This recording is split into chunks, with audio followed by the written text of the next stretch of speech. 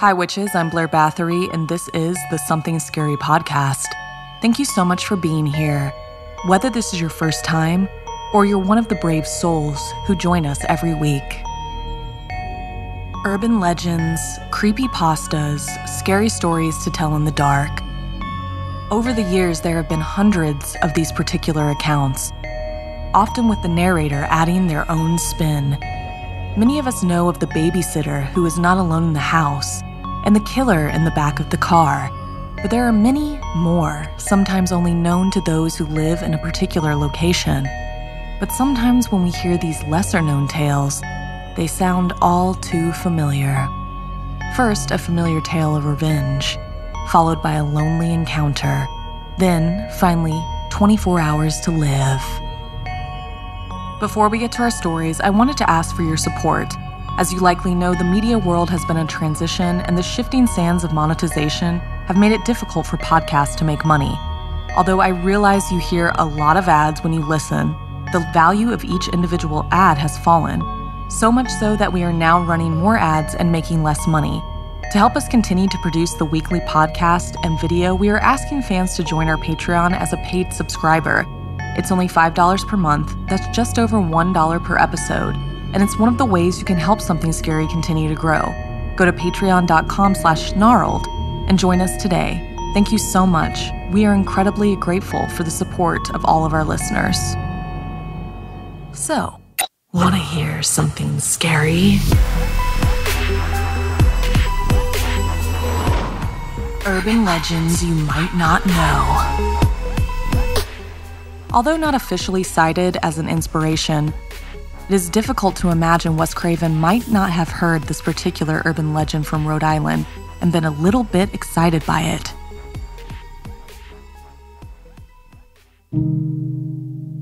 Fred was a homesteader, contently living in the countryside in a log cabin with his wife, Rosie, and their young daughter.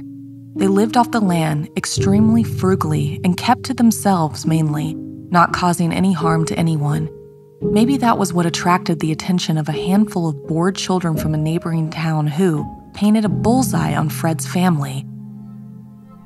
They were always playing tricks on them. It started as silly, relatively harmless pranks at the beginning, knocking on the door and running away, digging up Rosie's flowers and moving them. But despite a lack of retaliation, the children only got bolder and their tricks more consequential. It had come to a head just a couple of weeks before when the children had purposefully opened the gate to a small barn where Fred kept a milking cow and some chickens. They let the cow wander off where it was later discovered dead in the woods, having been mauled, and the chickens were shooed away, having at first been allowed into the small vegetable patch which had been trampled over. Silliness they could ignore, but these thoughtless acts had a devastating impact on the family, who had lost a major source of their food supply. Fred had picked up his shotgun after finding Daisy and marched into town. That handful of small children, Jeremiah, Lucas, and Charlie, weren't so big and brave when they saw old man Fred stomping into town, a look of rage on his face. Fred had declared enough was enough. They'd done nothing to deserve this treatment, and now one foolish act had put their lives in danger. He claimed he did not know how many culprits there were, but judging from the boot prints left in the dirt, they were children and had gotten one look at them as they were running away. "I knows one of them has red hair," he shouted as Charlie's face went as red as his hair, the other boys staring at him accusingly. "This true, boy?" asked Charlie's father, and before the boy could deny anything, an egg fell out of his overall pocket. The three boys were punished by their parents for their behavior, for bringing disgrace upon their families. But rather than learn a lesson, the boys were determined to make old Fred pay for telling on them.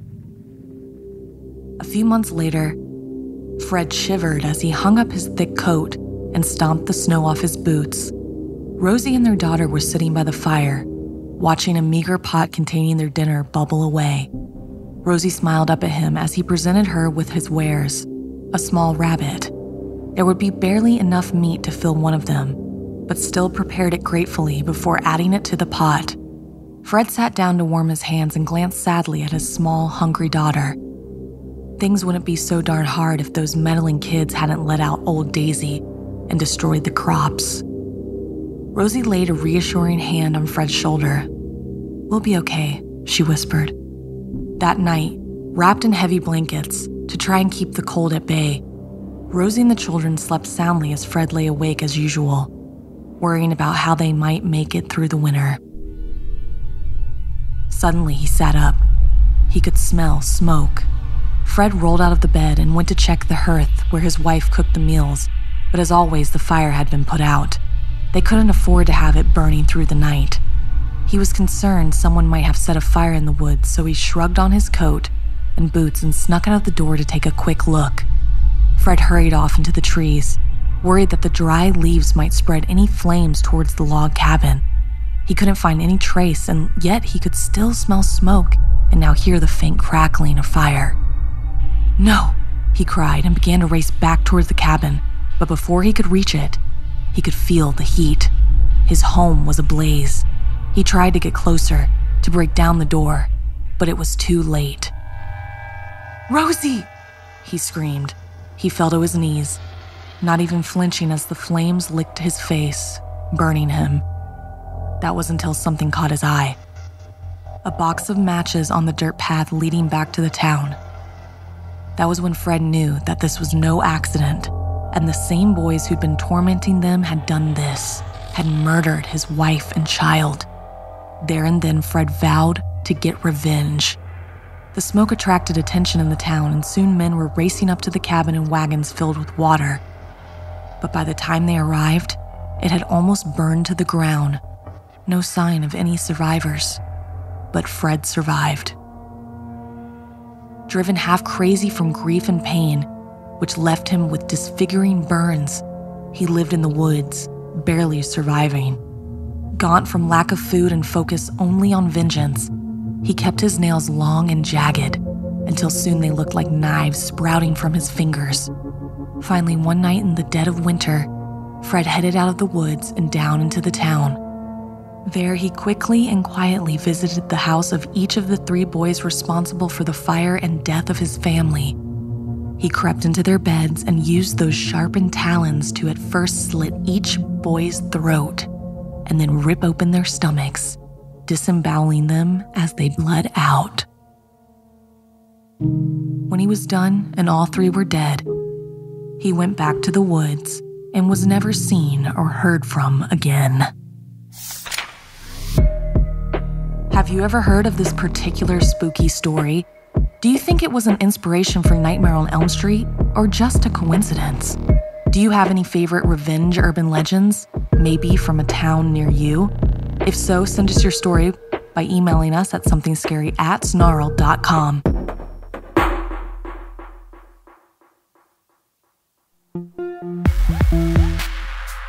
Many urban legends can be seen as modern-day fairy tales, with their stories acting as warnings.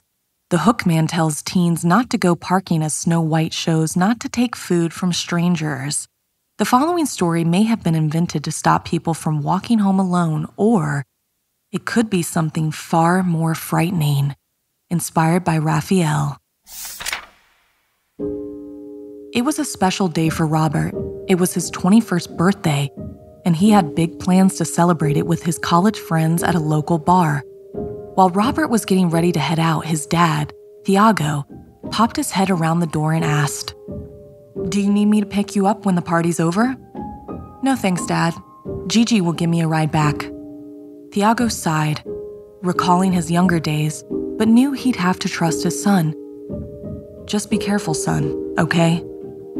Robert placated his dad, promising to get a ride home and that he'd see him in the morning.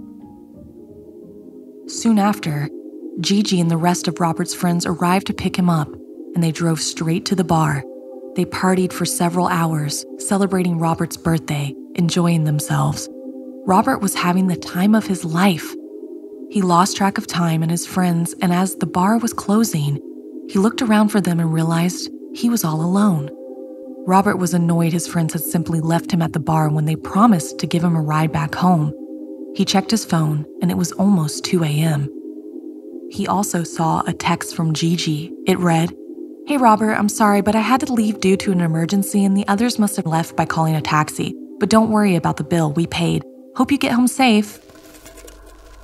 Robert stumbled outside the bar on wobbly legs and looked around for a taxi. The place was deserted, so rather than wait, he decided to walk back home, even though he was in no fit state. As he walked down the street, trying to maintain his balance, he noticed a man standing under a lamppost. Robert ignored him and kept walking, but as he was about to cross the street, the same man appeared in front of him, walking towards him. As the man got closer, Robert could make out his appearance. He was wearing a fancy white suit, a black hat, and highly polished shoes. Although his face was slightly obscured, Robert could also make out the man was holding a cigarette in his fingers. "Got a light?" Robert shook his head. Even in his less than sober state, he could sense something was off with this man.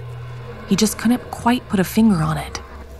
He attempted to simply walk past the man when he caught a whiff of the most horrendous smell, the putrid stench of sulfur. Already feeling queasy, it almost knocked Robert off his wobbly feet, and he paused for a moment to steady himself. When he looked up again, the white-suited man was right in front of him. Robert screamed as the man revealed his true self.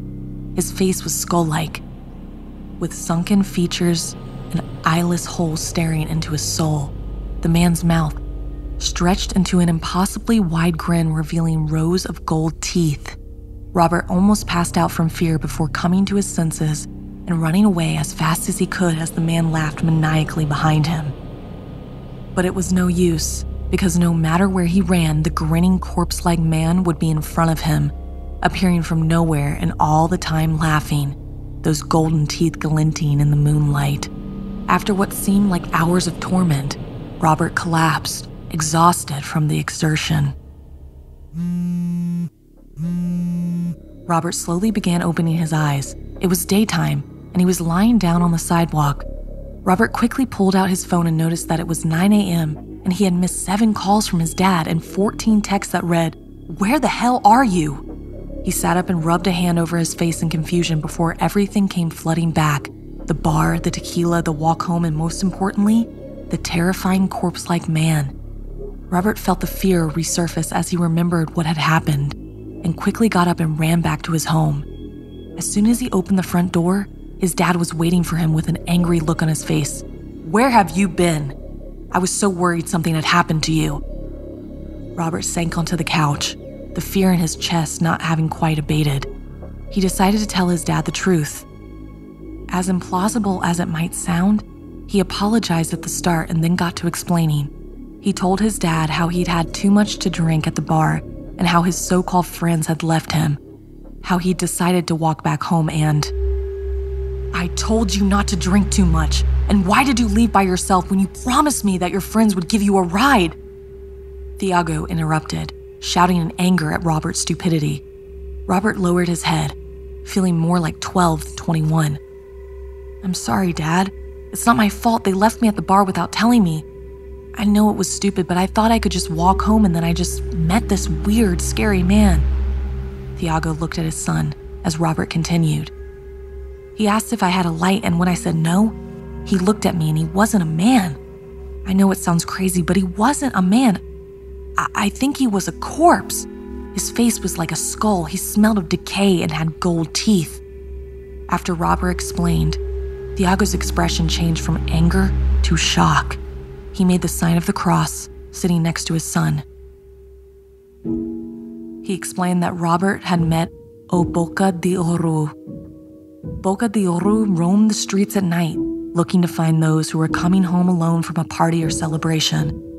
Robert was very lucky to have survived the encounter. Others were not so lucky. Boca de Ouro was often cited as the cause for there being so many missing people in the city. Robert was horrified and promised his dad that in the future, he would never return from parties alone. Have you ever had any unexplained encounters while walking home alone? What would you have done if you had seen Boca de Ouro? Do you have any tales like this which act as a warning from your hometown?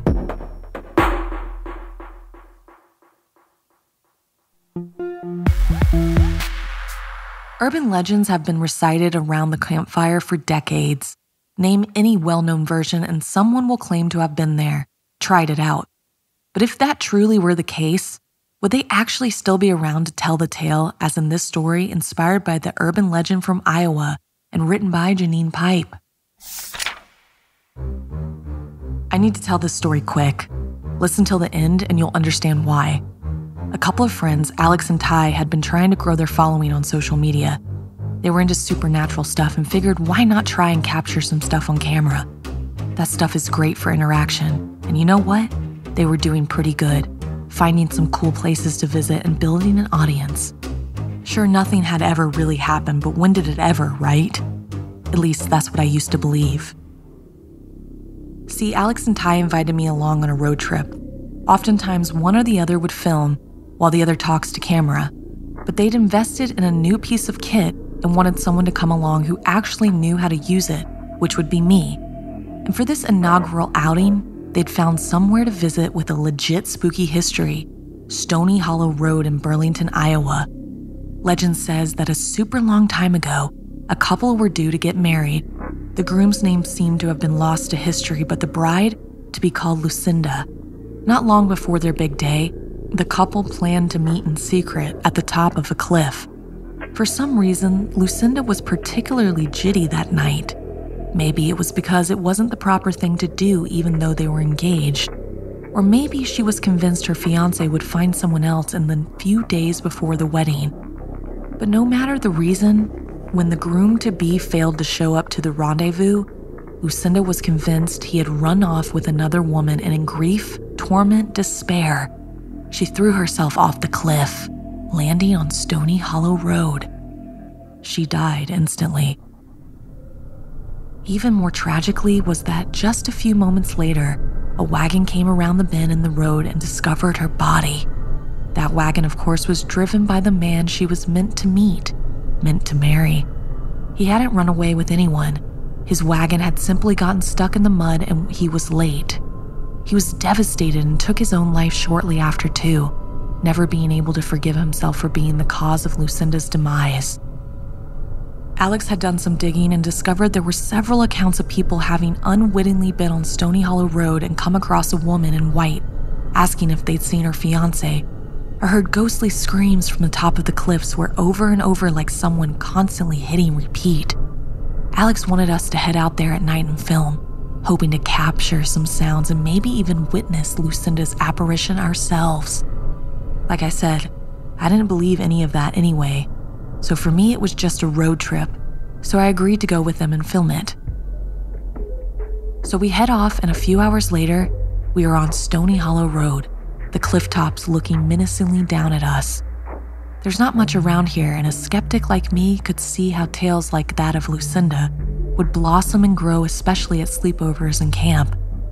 Kids would whisper to each other about the tragic bride-to-be, and when they were old enough to drive and looking for some fun, they drive out here looking for her. Maybe it's like Bloody Mary or Candyman, where if a group of kids freak each other out, they actually start to believe one of them has seen something. The location is isolated, desolate, and whether or not it was a coincidence or to be expected, Ty started to get nauseous, and both Alex and I got a headache. Mine was a dull ache behind my left eye. Alex claimed hers was like a marching band practicing for the Thanksgiving parade right in the middle of her brain. But despite feeling like we might have gotten the flu, none of us heard or saw anything other than a couple of cars and a few trucks moseying on by. I was about to pack up the camera and call it a night when Ty begged us to stay for 10 more minutes. He claimed the sickness was getting worse and that apparently that was a good thing. Something was going to happen. He was sure of it.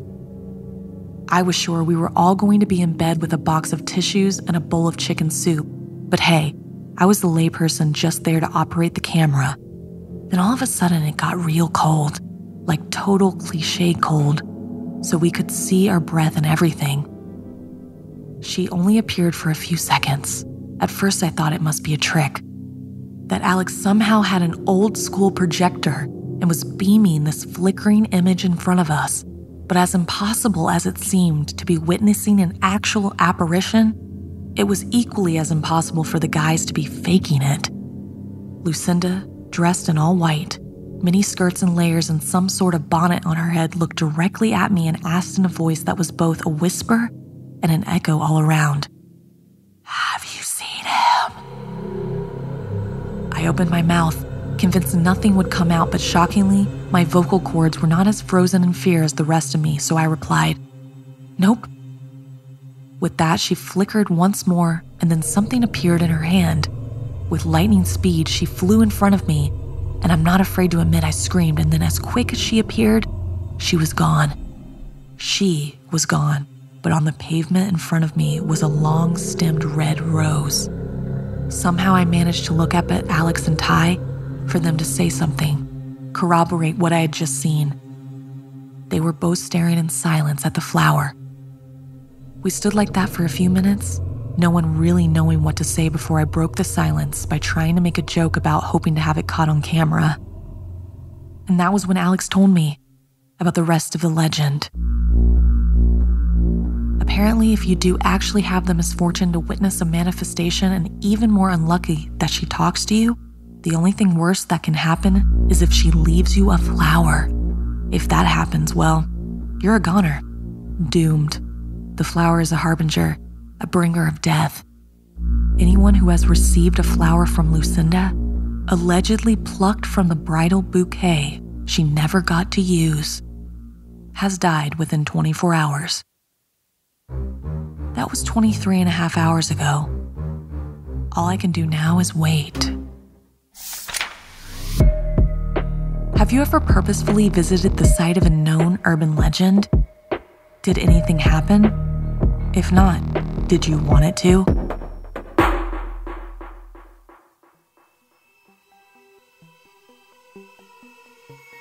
This week's podcast stories were edited by Sarah Lukasiewicz, narration by Blair Bathory, audio edited and mixed by Fitz Harris, additional audio editing by Calvin Linderman, produced by Anna Villalobos, executive produced by Gail Gilman, music by Sapphire Sindalo and Calvin Linderman.